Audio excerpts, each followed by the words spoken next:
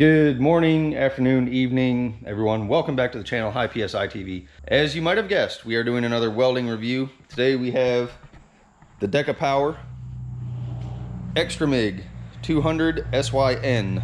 I was contacted by Decapower on Instagram and they asked me to review their new MIG welding machine.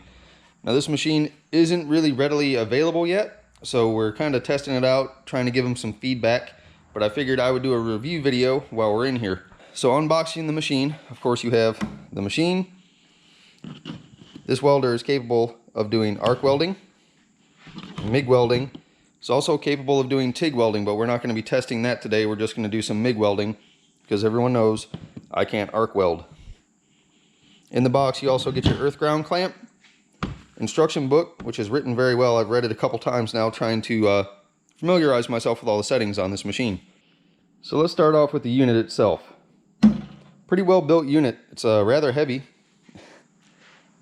A little bit bigger than the MIG welders I'm used to testing, but for a multi-process welder, that's normal.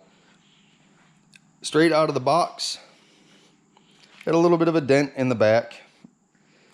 Also, this machine is capable of 220 or 110 voltage, so I always weld with 220. Gives me a little bit more heat.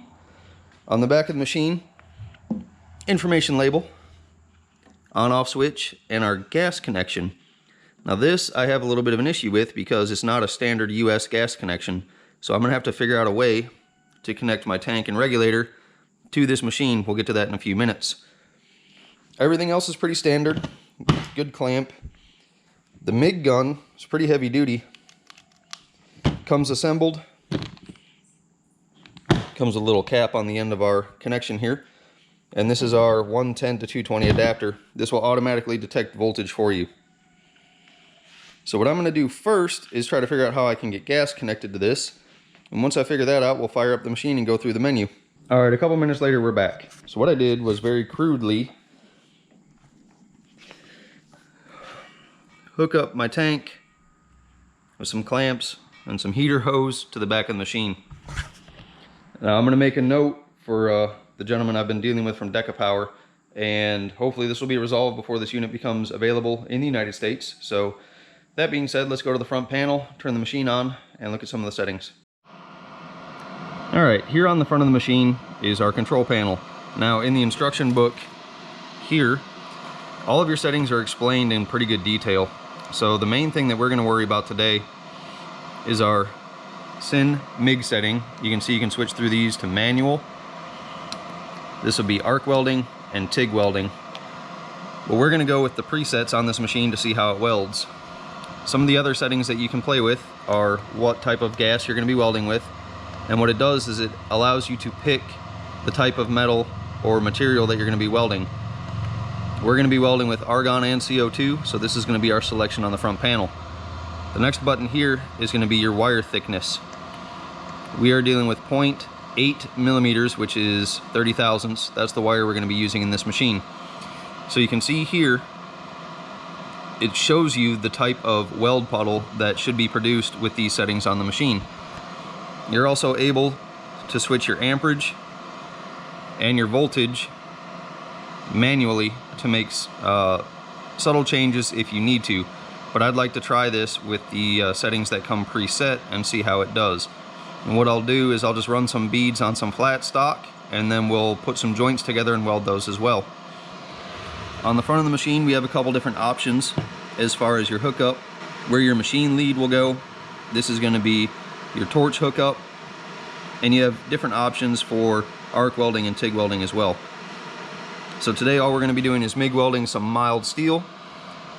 So with these settings on the machine, we're going to try it out and see how it does. The machine does not come loaded with wire. I'm going to be using 30 thousandths wire, which your wheel will accept, your tensioner will accept. Everything in here should be good to go. So what I'm going to do is go ahead and load my wire, and then we'll connect the torch and run the wire through.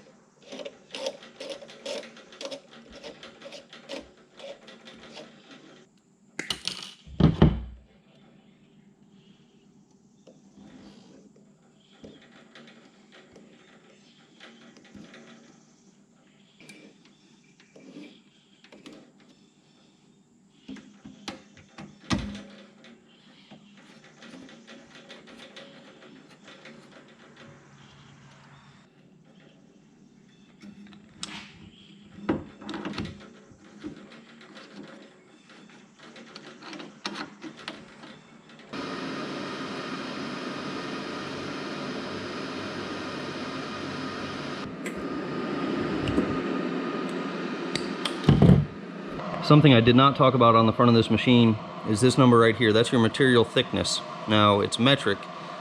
What I'm gonna do is I have my old trailer fender here that I use for testing out welders on. When you change your amperage, you'll see the material thickness change. Alright, now this material is about 1.7 millimeters thick.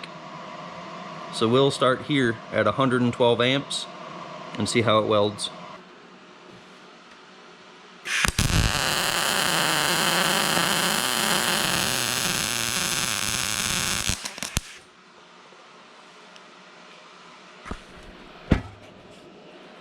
As you can see, we had a little burn through. So we're going to turn her down and see what it does.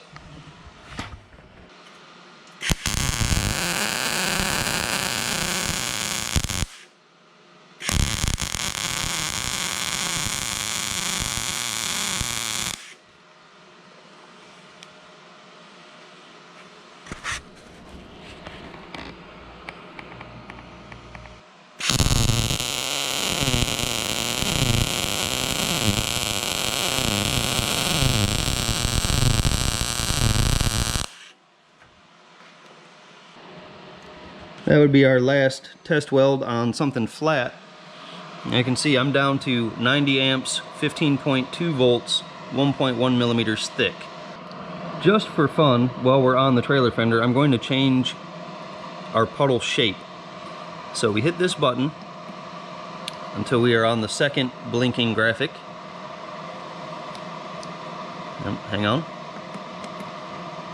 And by turning the knob, you can see we're changing how much penetration we're getting. So let's take it all the way down to -10, which should give us a big fat puddle, and then we'll do it in the opposite direction.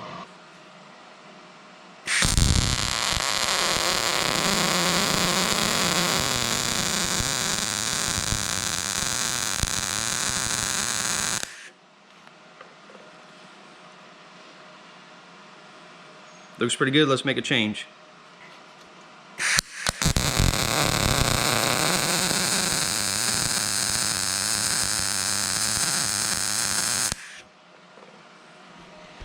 This may be hard to see on camera, but you can definitely tell we got more penetration on the second weld. I'm gonna grab some scrap so we can weld some joints together. All right, we're gonna try a little butt joint. This stuff measures 4.4 millimeters thick. So what I've done is turn my amperage up to about 140. The machine's saying that's good for a T-joint at 2.5 millimeters. I wanna see what this machine can do, so I left a little bit of a gap in between, and I'm gonna run a bead, I don't know, about 1 inch long on one end after I tack it, just to see how it behaves.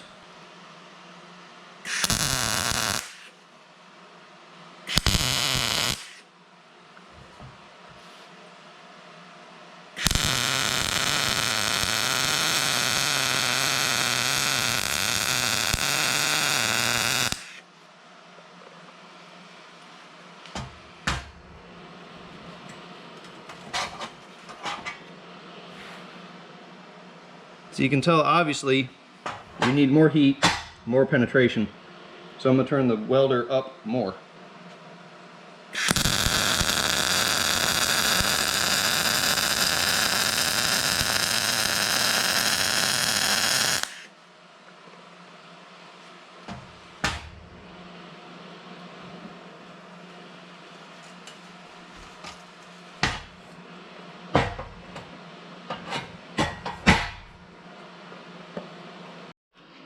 Just from my welding experience, that weld has too much wire speed in it, not enough heat. So I'm going to consult the manual and figure out how I can turn my wire speed down. So what I've done is I've switched over to manual mode, and this gives me wire speed versus voltage. So what I'm going to do, I'll leave the voltage the same. I'm going to turn the wire speed down and see what that does for me.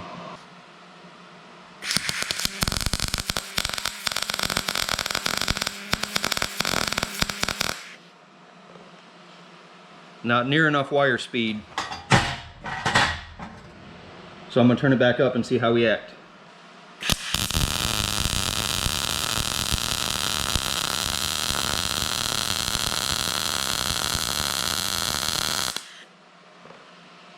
Doing much better there. We could use a little bit more voltage. I'll make that change.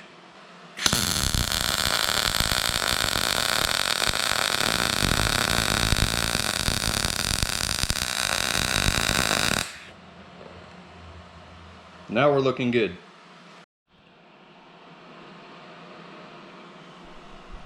Alright, we know this machine is capable of welding thicker steel with a few adjustments, manual adjustments. I'm going to go back into the automatic mode. And something that I do a lot of is sheet metal. So all the floors in the Packard were done with a MIG welder, the rockers as well. This is a piece of leftover floorboard from that car. So I've got a little cut right here. I'm going to set the machine up to weld thin metal, and we're going to try to stitch this together. Now this machine has a spot weld mode, and if I'm feeling froggy, I might try that out and see how it works.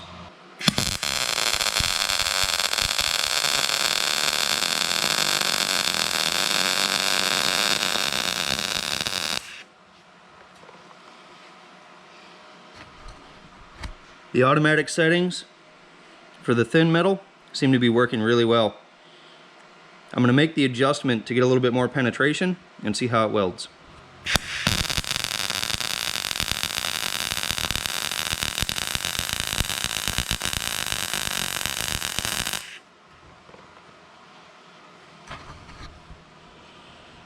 Even better. Alright, spot weld mode. Let's talk about that real quick. So, in order to access spot weld mode, you have to be in manual.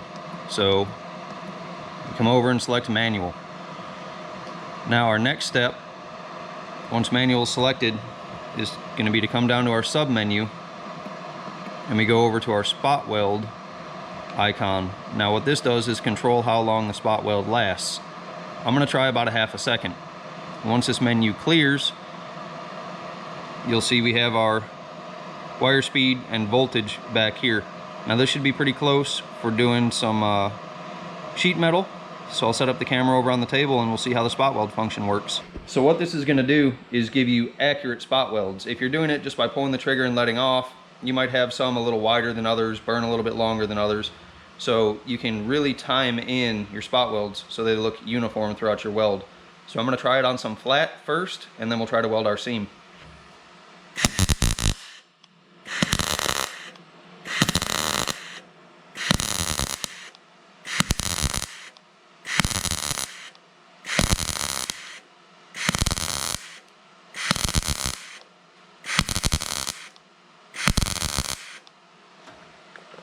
This is kind of a cool feature.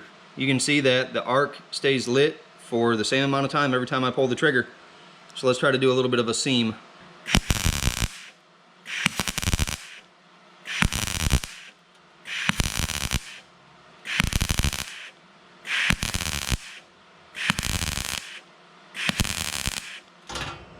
It's a neat feature on this welder, and it works really well.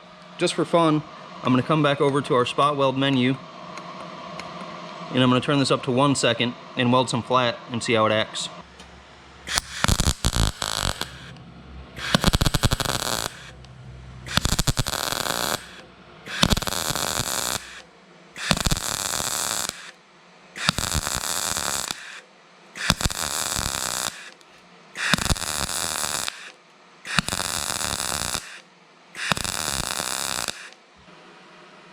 You can see on sheet metal, 1 second's a little long. All right, starting to get hot here in North Carolina. You can see I'm sweating. So let's do a quick recap of this Decapower machine.